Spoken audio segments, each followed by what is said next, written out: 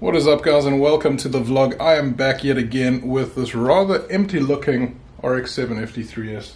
That's right, I decided that I'm going single turbo. It's happening. Okay, so here's my plan. I'm going to be buying a whole lot of parts, one of which is obviously a turbo. Well, it's actually here, I'll show you guys in a sec. But I'm buying a whole bunch of parts to go single turbo because I'm over this shit. So you guys saw in the last video I was battling to get my hands in there. Just everything was one big battle. I think the last video was just a decider. It was a cherry on top. Couldn't get the, whatever you call this thing here, the inlet thing for the rear turbo. I couldn't get that out because of space, and I was battling getting the wipe out, and yeah, anyway, everything's just one big battle, and I figured, stuff it, let's go single turbo. So here's the plan. I'm going to go very basic, and then I'm going to be building on this because obviously I still want to save money to collect other JDM cars, and I also want to work on the R32 GTR and do a bunch more mods to that car. So my focus is not the RX7, my focus is just to get it on the road. So here's the plan. I'm going to be using stock injectors. Obviously I'm going to keep the boost low. I'm going to tune it so that my injector duty cycle isn't peaked or maxed out. I'm going to be changing the fuel pump. I'm going to be adding a fuel pressure regulator. So that'll take care of fueling.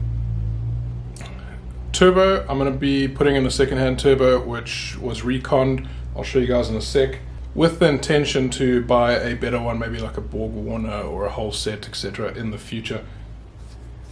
Then I've decided that I'm going to be going for a V-mount intercooler with pipework, aluminium or alloy pipework, whatever you want to call it. So I'm going to be doing something like that. Then I'm going to be doing a pineapple racing pulley. I'm going to be getting a wideband. I'm going to be putting on a data logget. Obviously I need to know what's happening on the ECU side. And there's a couple other small nibbly bits, but for the most part that's it. So what have I done here? Pretty much pulled out everything from the front end. So the intakes were sitting over here, they're now on the floor. Actually all of this is just part of the RX7. Intercooler pipes, the intercooler, I mean look how small that is, it's tiny stuff. There's like an airflow box thing, I don't know. Bunch of intercooler pipes, charge relief valve, air bypass valve, air pump is out, that's going to be staying out. Like I said, I'm going to be putting that pineapple racing pulley because I need to replace this belt over here. So a lot of people just get a small belt which goes from that pulley to here, but apparently there's not enough grip for the water pump to run, and cars overheat and all that sort of stuff. So I'm getting a pineapple racing pulley which will sit over here. It's just an idler, and then it'll come around this and back there, and apparently it's all good. I'm going to keep my AST and I'm going to mount that somewhere. It's going to be temporary, and then I'll get an alloy one at some stage. So Y pipe is coming out obviously, then my UIM is going to come out, all these solenoids, all these vacuum pipes, all that stuff. UIM is going to go back on, and the Y pipe's going to stay off obviously, and the turbo is going to come out, and I'm going to put a big single turbo here. There's my radiator. Now where's the fans?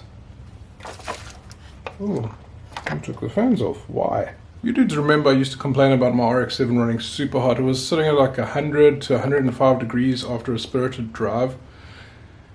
Maybe like 95 if I was just cruising around the area. It was super hot, and it would take like 20 minutes just to cool down. I just thought it was an FD thing because everybody complains that it gets so hot, and I could never really tell the temperature on the black one. Well, I found the issue. Where's the other fan? Missing a fan. There it is. So the fan broke clean off from here. I've just thrown a little bit of putty on there just to hold it together, and I've actually decided I'm going to scrap this and buy a whole new unit. But for a little bit of time I thought maybe I should repair it and then try balance it myself, but you know what, I'm wasting time, I'm wasting money. Just buy a new one and be done with it. So you'll see in a picture, this was all melted. Something caught on fire in here. This cleanly broke off and stayed on there, and the whole fan unit was just lying around, floating on top there. So I only had half my radiator cooling, which is super dangerous. Anyway, time for the turbo. Here she is. This is, excuse the mess, this is a 0.60 compressor housing with a 0.85 exhaust housing. It's an excess power turbo. It's been reconned, and it was a little bit worse for wear in terms of the aesthetics when it arrived. It wasn't cleaned properly. Or when I say it wasn't cleaned properly, it involved me taking a mini wire wheel and a big wire wheel and yeah, making it look pretty. Anyway, not a bad thing. This turbo is specifically designed for the FD and it's pretty heavy. Anyway, so this turbo is specifically designed for the FD. There's actually a little plate in the back here that states that it's for the FC3S and the FD3S. In terms of manifold, I forgot the name of it. It wasn't a Turbine. Anyway, it was a 3mm welded one. It's not a cheap eBay one. So basically, I'm going to spend the money on all the other stuff, and turbo, I mean, I can do last. I'm not going to boost this turbo hard. I know there's going to be a couple haters. Oh, it's excess power, it's not a Garrett, it's not a whole set, it's not a Borg Warner. I know that, but I've gone through countless forums, and everybody states, well, my friend of a friend, his brother or his cousin had an excess power and it blew up. But nobody's seen it firsthand. Nobody's had a friend directly that they worked with and it blew up. And someone did an interesting test on one of these forums where they took one of these excess power turbos and they boosted it to the max and they compared it against another turbo and they had no issues. And they compared it against a cheap eBay knockoff of the excess power. So anyway, the plan is to just get the car driving, run on a low boost, maybe like maximum of like 0.8 bar. But with the compressor housing and the exhaust housing, that side of the car is going to spool up really quick and it's going to give me good low and mid range. Here's the story. I'm going to sign off now. I'm going to carry on. I'm going to be doing this off cam. This is pretty boring. It's a teardown. There are so many videos on YouTube. You can go check out like How's It Tech, etc. He's done teardowns. There's tons of people who've done the teardown. I'm not going to bore you guys with this. It's the same shit.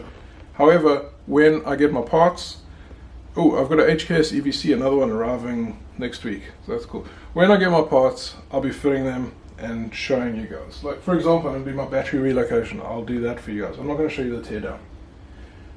Ooh, before I go, here's the little downpipe section. So that goes on the back of the turbo, and this is a V-band. So if you haven't seen a V-band before, there's a lip on the turbo here, and there's a lip on this side of the downpipe. And the band itself has got like these little plates inside that will kind of lock them together.